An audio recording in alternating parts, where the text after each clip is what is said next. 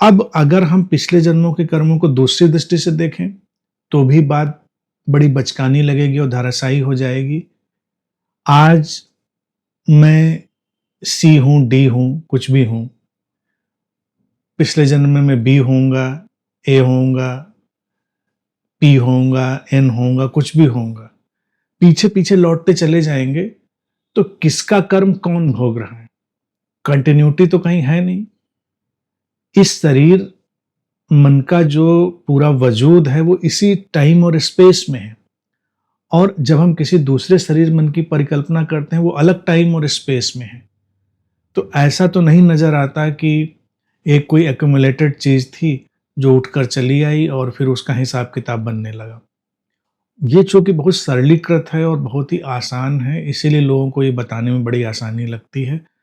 अब समस्या क्या है, अगर आज वो इस सिद्धांत को इनकार करें और कर्म को नए सिरे से समझने की कोशिश करें, तो उनके तमाम धार्मिक जो शास्त्र हैं वो ढह जाएँगे।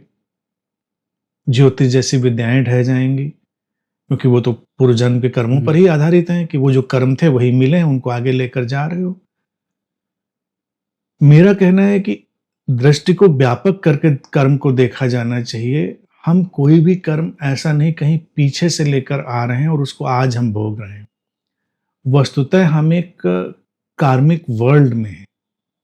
एक कर्मों का जगत है जिसमें हम हैं और हम चूँकि एक कलेक्टिव माइंड और कलेक्टिव कॉन्शसनेस के हिस्से हैं, तो हम एक दूसरे के कर्मों को शेयर करते हैं। वी शेयर ईच अदर्स कर्म।